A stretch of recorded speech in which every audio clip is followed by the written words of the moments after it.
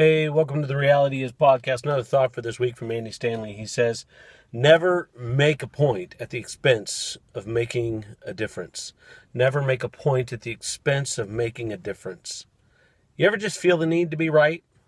You ever just know you're right and someone else is wrong? And you feel like you have to defend what's right? Here's what I've learned in my short life of 46 years. Right usually proves itself. The reality is, oftentimes as Christians, we feel the need to defend God and defend righteousness. Let me be clear. God is capable of defending himself. We do not need to make a point of defending God. What we need to do is make a point of being like God. And God was loving.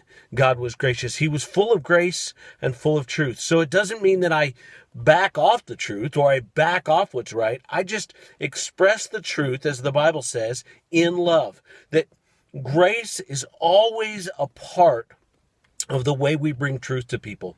And anytime grace begins to leave our conversation, we lose sight of what God has given us to do. Colossians 4:6 says, let your conversation be always full of grace, seasoned with salt, as it were, so that you will know how to answer everyone. And so we need to understand that our conversation is to be full of grace, even when it's full of truth.